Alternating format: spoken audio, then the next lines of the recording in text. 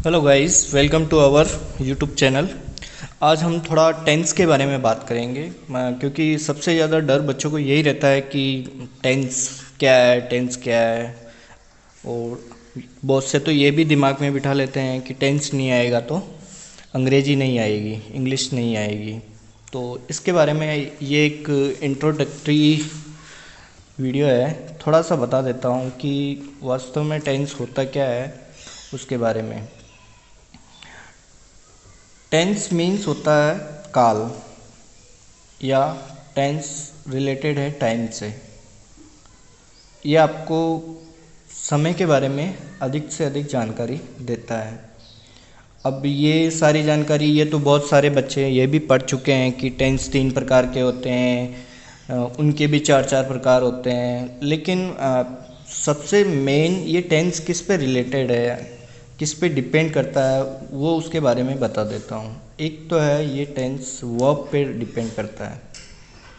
अगर वर्ब के बारे में ज़्यादा जानकारी है तो वो टेंस अच्छे से कर सकता है। दूसरा है टाइम के बारे में। अगर किसी को टाइम के बारे में अच्छी जानकारी है तो वो टेंस को कर सकता है। अब वर्ब भी 3 प्रकार की होती है। अब आजकल मॉडर्न इंग्लिश में 4 प्रकार दे दिए हैं इसके। एक होता है फर्स्ट फॉर्म, सेकंड फॉर्म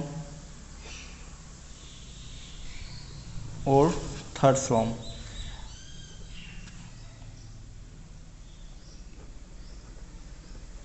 और एक और प्रकार आजकल देने लगे फोर्थ फॉर्म।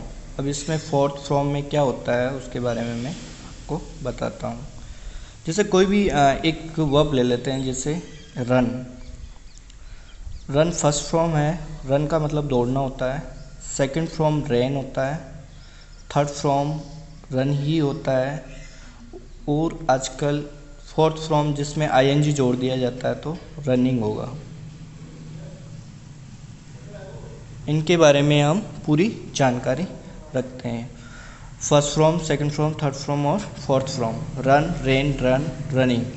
अगर आपको वर्ब के बारे में पूर्ण जानकारी है तो आपके टेंस लगभग आधे क्लियर हो जाएंगे।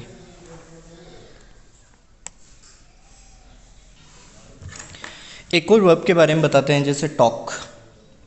टॉक यानी बात करना या बोलना। Talked, third from talk, fourth from talking.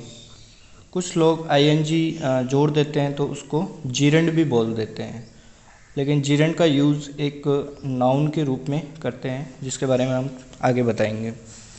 एक वर्ब और बता देते हैं, जैसे वॉक। वॉक यानी चलना। Walked, walked, walking. ठीक है, ये सभी वर्ब है, वर्ब के प्रकार है first, second, third and fourth. अब टाइम के बारे में थोड़ा सा बताते हैं। टाइम यहाँ पे अपन 3 प्रकार से लेंगे। पहला है प्रेजेंट टेंस। अब प्रेजेंट क्या होता है? वर्तमान, अभी जो चल रहा है। प्रेजेंट के बाद आता है पास्ट, जो बीत चुका है। और उसके बाद होता है फ्यूचर। फ्यूचर के बारे में हम बात करते हैं। ठीक है, प्रेजेंट का मतलब वर्तमान काल जो अभी चल रहा है, एट प्रेजेंट जो हम जो भी करते हैं। पास्ट का मतलब होता है जो बीत चुका है, जो हो चुका है। फ्यूचर जो भविष्य में होगा आगे, और ये हमेशा अनिश्चित होता है। फ्यूचर को अनिश्चित काल भी बोलते हैं। अब इनके भी 4 4 होते हैं। अब एक का मैं लिख देता हूँ, सबके आगे पास्ट फ्यूचर लगा देना। जो प्रेजेंट का लिख रहा हूँ, इसके 4 हो गए। पहला होगा प्रेजेंट सिंपल, फिर दूसरा होगा कंटिन्यूस, प्रेजेंट कंटिन्यूस। तीसरा होगा परफेक्ट, और चौथा होगा प्रेजेंट परफेक्ट कंटिन्यूस टेंस। ये सारी बातें हम अच्छे से जानते भी हैं, बहुत सुनी भी होगी।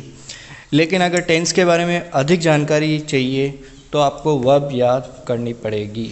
अगर वर्ब के बारे में जानकारी नहीं है तो आपको आई बटन पे एक वीडियो मिलेगा वर्ब के बारे में, वो उसमें आप देख सकते हैं।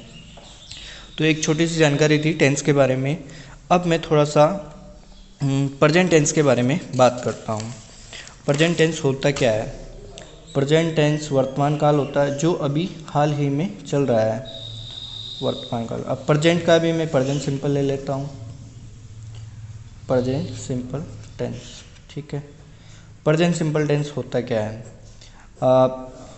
किसी भी क्लास में आपसे हिंदी में कभी नहीं पूछा जाएगा कि वाक्य के अंत में क्या होता है, ता है, ती है, ते है, ये कुछ नहीं पूछा जाएगा। स्पेशली 10th और 12th में क्वेश्चन पूछते हैं, right the correct verb form. इसमें बच्चे को मालूम ही नहीं चल पाता है कि इसमें टेंस पूछा है या नहीं पूछा। अगर जब वर्ब की बात कर रहा है तो समझ जाना कि वहाँ पे एक टेंस है। एक एग्जांपल दे देता हूँ, जैसे आई, यहाँ पे ब्लैंक स्पेस दे दिया, ए लेटर डेली, एक और दे दिया you blank space to walk every day.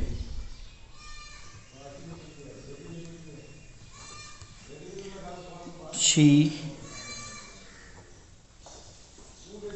Blank space frequently the questions. Okay, तो ये 3 सेंटेंस है। इसमें से मैं आपको बता देता हूँ कि वहाँ पे जो क्वेश्चन आएगा उसके लास्ट में ऐसा लिखा होगा राइट, ये वर्ब लिख दी, और दूसरा है गो, और तीसरा है आस्क। ये तीनों टेंस मुझे कैसे पता चला कि ये प्रेजेंट सिंपल है? प्रेजेंट सिंपल इसलिए है क्योंकि इसके लास्ट में डेली, एवरीडे और फ्रीक्वेंटली आया है। डेली, एवरीडे, फ्रीक्वेंटली, ये क्या है? ये एडवर्ब है। एडवर्ब से ही आप पहचान कर सकते हैं कि कौन सा टेंस है।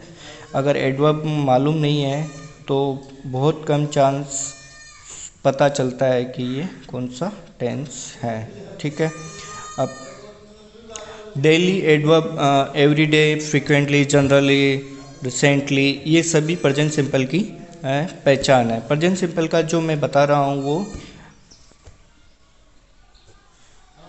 पॉजिटिव सेंटेंस है, जिसको हम बोल सकते हैं अफर्मेटिव सेंटेंस है। अब इसकी सही यहाँ पे क्या भरा जाएगा? आई राइट ए लेटर, ये इसकी राइट करेक्ट वर्ब फॉर्म हो गई। You go to walk every day, ये इसकी करेक्ट फॉर्म हो गई। शी आस्क, आस्क का यहाँ हो जाएगा आस्क, एस लगेगा, क्योंकि इसका एक रूल्स होता है। रूल में बता देता हूँ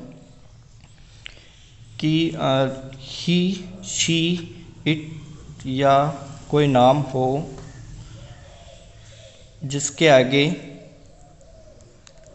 अगर ये सब्जेक्ट है तो वर्ब में एस या एस को जोड़ना है। जैसे आस्क, आस्क है तो बन जाएगा आस्क्स। ठीक है, गो का बन जाएगा गोज, टॉक का बन जाएगा टॉक्स।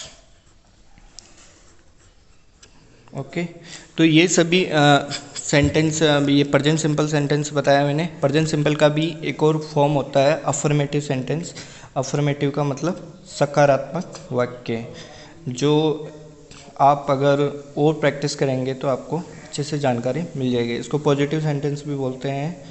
तो इसलिए आप कभी भी कोई भी क्वेश्चन करें तो सबसे पहले उसका एडवर्ब जरूर देखें। एडवर्ब के अकॉर्डिंग ही टेंस लगेगा। तो अब मैं वापस बता देता हूँ। I write a letter daily, you go to walk every day, she ask frequently the questions, वह कभी कभी प्रश्न पूछती है। तो ये प्रेजेंट सिंपल का टेंस हुआ अफर्मेटिव। नेक्स्ट नेगेटिव सेंटेंस होगा जो मैं कल बताऊंगा। Thank you.